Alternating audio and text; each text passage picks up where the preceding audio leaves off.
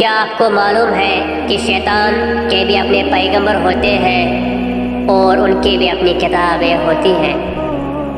اگر آپ کو معلوم نہیں تو کوئی بات نہیں، آپ کو سب معلوم ہو جائے گا، بس آپ کو یہ کرنا ہے کہ ویڈیو کو اینڈ تک ضرور دیکھنا ہے۔ بسم اللہ الرحمن الرحیم۔ شیطان کے پیغمبر اور کتاب۔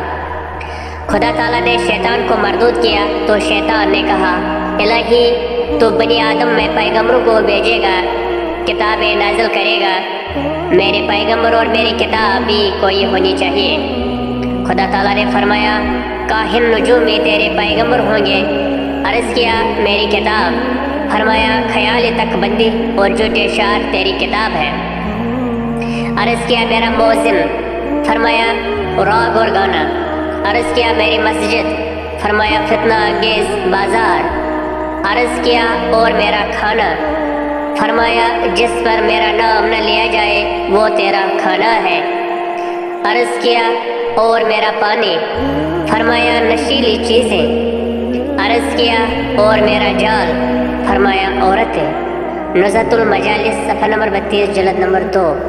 سبق: جھوٹی پیشن گویا کرنا، جھوٹے شعر کہنا اور خیال تک بندیوں سے مبالغہ آمیز باتیں بنانا، راگ گیت اور گانے گانا اور مسجدوں کو چھوڑ کر بازاری مجلسوں کو اپنانا اور خدا کو بھول کر حلال و حرام کے تمیز کیے بغیر جو ملے کھا جانا اور بنگ، چرس، شراب وغیرہ نشہ آور چیزوں کا پینا پلانا اور عورتوں کو بے حجاب پھرانا، یہ سب شیطانی امور اور شیطان کی پسندیدہ چیزیں ہیں۔ اس لیے مسلمانوں کو خرافات سے بچنا چاہیے اور سمجھ لینا چاہیے کہ خدا نے اس قسم کے شعروں کو شیطان کی کتاب بتایا ہے اور یہ راگ گیت اور ترنم امیز گانے شیطان کی اذان ہے۔ ان آوازوں کو سن کر اسی طرح دوڑنے والے گویا شیطان کی آواز پر لبیک کہنے والے اور شیطان کے مقتدی ہیں۔ شیطان کی مسجد فتنہ انگیز بازار ہے۔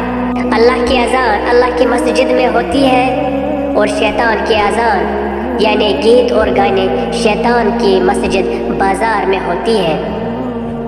مسلمانوں کو چاہیے کہ وہ اللہ والے بنے اور اللہ کی اذان سنے اور نہ بازاری مجلس اختیار کرے اور بازاری مجلس کو اسی طرح مضر سمجھے جس طرح بازاری گھی اور بازاری عورت۔ جو چیز کھاؤ اس پر اللہ کا نام ضرور لو، یعنی بسم اللہ پڑھ لو۔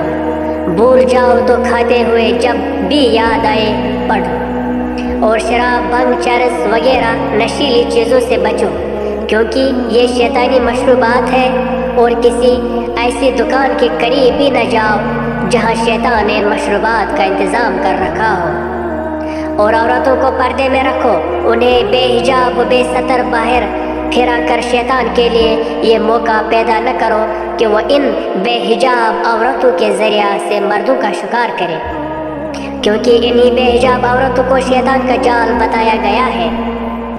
جس طرح ماہی گیر کے جال میں تالاب کی مچھلیاں پھنس جاتی ہیں، سمجھ لیجئے کہ بالکل اسی طرح شیطان کے جال میں تہذیب مغرب کے تالاب کی فیشنیبل مچھلیاں پھنس جاتی ہیں۔ اگر آپ کو میری ویڈیوز پسند آتی ہوں تو مہربانی کر کے میرے چینل کو سبسکرائب اور بیل آئیکن کو پریس کرنا نہ بھولیے گا۔ شکریہ۔